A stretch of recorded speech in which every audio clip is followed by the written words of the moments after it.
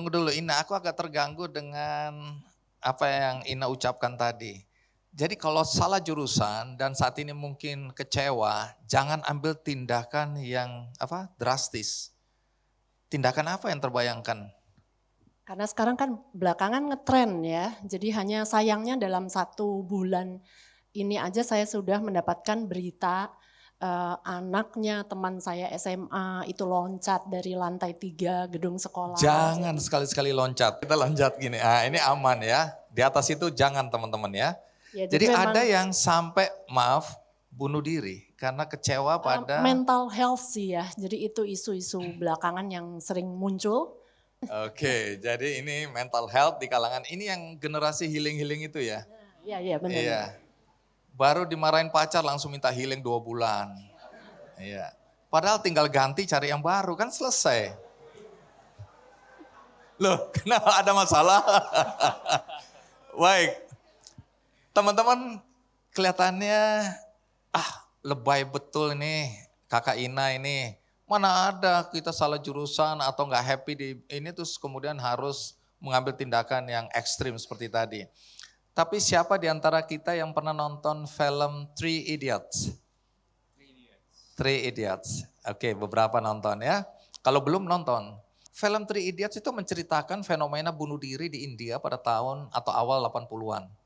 Ya, itu dipotret oleh Amerika dengan bagus, dikemas dengan jenaka, tapi satir itu. Jadi bagaimana anak-anak di kampus yang menderita.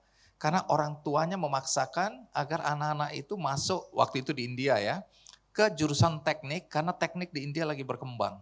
Teknik bukan digital ya, tapi teknik konstruksi dan lain-lain. Nah Ina, atau kakak Ina, tadi kan kakak Ina bilang untuk konsultasi kalian bayar loh, biasanya kliennya bayar. Tapi biasanya yang dikonsultasikan itu apa? Atau nasihat yang diberikan itu apa aja? Prinsipnya kan memilih jurusan dan karir ya. Meskipun memang klien tertua saya 67 tahun juga masih ada. Jadi masih mencari-cari karir apa yang cocok buat dia? Yang mendaftarkan anaknya. Oh, karena ngerepotin kaget aku. anaknya gitu. Ya, tapi kalau sebagian besar sebetulnya mungkin SMA ya. Karena mereka kalau udah kepepet sudah waktunya daftar universitas kayak kemarin nih udah mau SNBT kan. Awal April baru gitu panik. Jadi baru mau konsultasi. Yang panik anaknya atau orang tuanya? Kebanyakan sebagian besar orang tuanya. Kalau anaknya sekarang banyak yang santai-santai aja ya, masih JJS gitu, usia 30 masih nyantai. Usia 30 masih santai. Kalau berdasarkan survei itu usia 20 sampai 30 nanti kalian akan terbagi dalam 3 kelompok. Nah, nanti bisa dilihat akan tergolong dalam kelompok yang mana. Kelompok yang pertama ini saya sebut sprinter. Jadi lari sprinter itu berapa meter? 100 meter 100 gitu meter. ya. Nah, itu langsung finish line. Nah, ini mereka yang biasanya usia mid 20s itu sudah menemukan karir yang wah ini gue banget gitu ya, udah happy. Usia 30-an udah managerial position, bahkan mungkin buka startup gitu kali ya, mempekerjakan orang.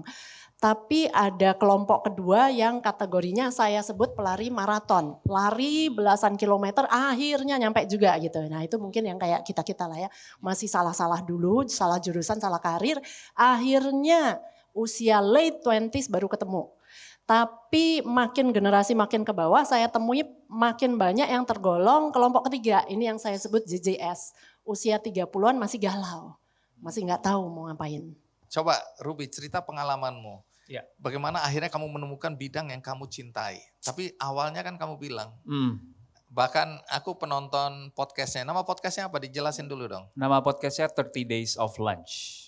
Oke, aku penontonnya. Dan aku melihat salah satu yang Ruby ceritakan adalah, atau anjuran ini ya, kalau kamu umur masih 26 tahun, jangan takut untuk kemudian melakukan apa ini istilahnya ya, eksplorasi terhadap bidang-bidang apa saja gitu ya. Betul. Sampai akhirnya berapa tahun itu harus batasnya? Di atas 5 sampai 7 tahun. 5 sampai 7 tahun masih dibolehkan eksplorasi. Di case saya seperti itu. Oke. Sampai kemudian menemukan bidang yang kamu cintai. Betul. Dan kamu yakini bahwa seperti tadi Kakak Ina bilang, itulah bidangnya. Tapi harus explore dulu, jangan cepat menentukan, nanti kamu akan kecewa, begitu ya. Nah, coba cerita pengalamanmu. Iya, mungkin secara saintifiknya dulu sedikit ya. Kalau teman-teman mau ngulik nanti ada di buku judulnya Range. Tapi ada seorang pemain tenis, mungkin teman-teman tahu nama Roger Federer gitu. Dia di waktu awal-awal karirnya pun dia nggak langsung menentukan, oh gue mau tenis. Jadi dia explore beberapa olahraga yang berbeda, bahkan dia sempat di usia belasan udah disiapkan, ini kayaknya bagus nih orang jadi pesepak bola. Tapi kayaknya kita sekarang kalau ngelihat Roger Federer jadi pemain sepak bola kayaknya nggak masuk akal gitu ya. Aneh gitu. Nah tapi dia explore dulu tuh teman-teman. Nah proses eksplorasi itu yang menurut saya penting buat kita.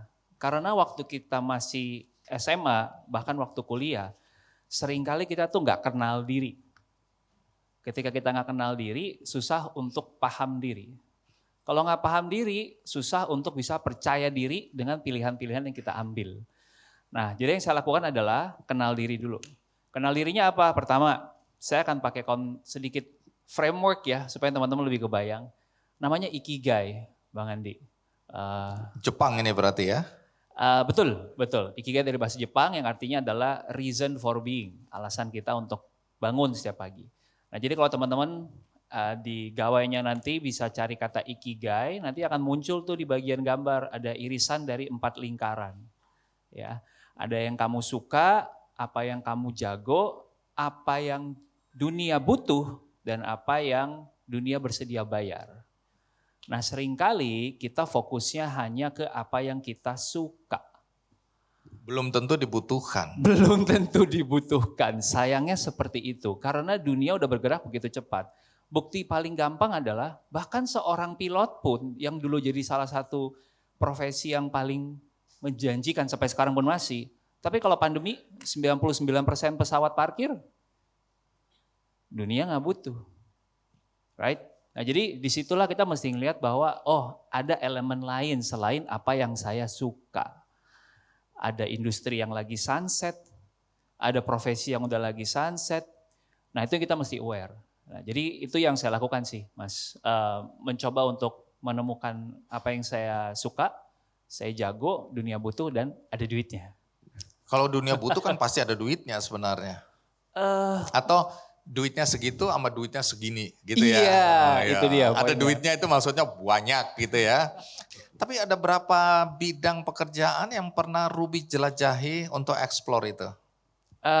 Kurang lebih 9. Aku awalnya mulai dari sales, saya jualan alat berat.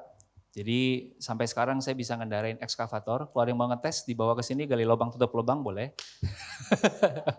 Kayaknya itu pekerjaan yang paling cocok kalau dilihat dari posturmu. Dari posturnya ya, benar ya. Coba kembali aja ke pekerjaan itu Iya. ya. Dekil-dekil gitu ya, hitam banyakan di lapangan gitu ya. Itu pertama, and then sambil saya menjadi sales, saya explore kira-kira saya bisa di mana lagi ya. Pulang kantor itu saya belajar fotografi. Jadi ini kayak dua hal yang berbeda jauh sekali. Sambil Sabtu Minggu saya juga ngetes untuk jadi WO, wedding organizer.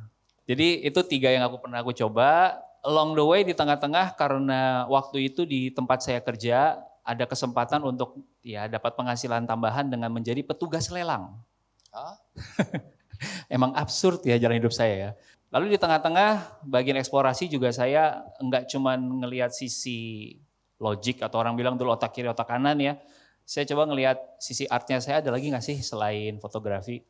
Akhirnya saya ikut audisi. Audisi untuk nyanyi.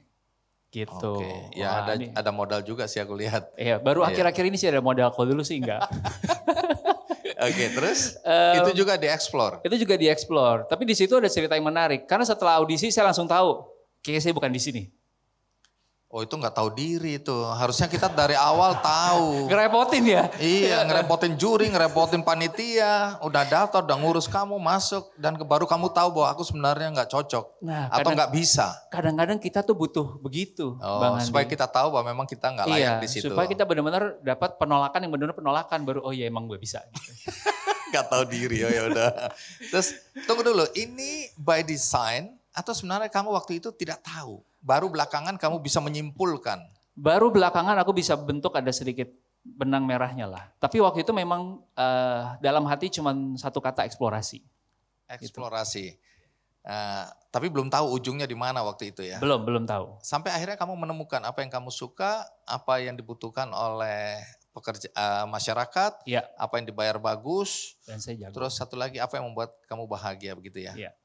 Apa itu akhirnya? Akhirnya saya ketemu sebagai pengusaha. Pengusaha apa ini? Sekarang saya menjalankan ada 2 bisnis. Yang pertama itu kita melakukan corporate training, mengajarkan modul-modul leadership, inovasi, public speaking, terutama kepada perusahaan-perusahaan ya, gitu. Jadi podcast ini bagian dari pekerjaan atau hobi aja, atau senang-senang aja, atau ada misi dalam hidupmu?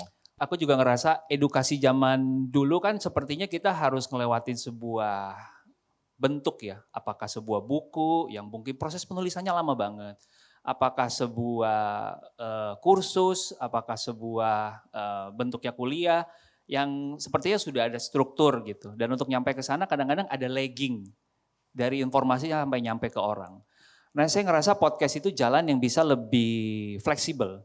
Kalau ada orang yang menemukan sebuah informasi yang baru atau insight yang baru, saya bisa dengan cepat mendatangi orang itu over lunch, makanya namanya sambil makan siang.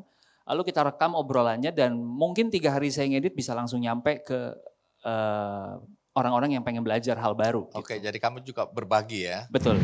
Nah ini kan level berpikir kalau di pendidikan, itu ada 6 tingkatan. Nah ini PR kita.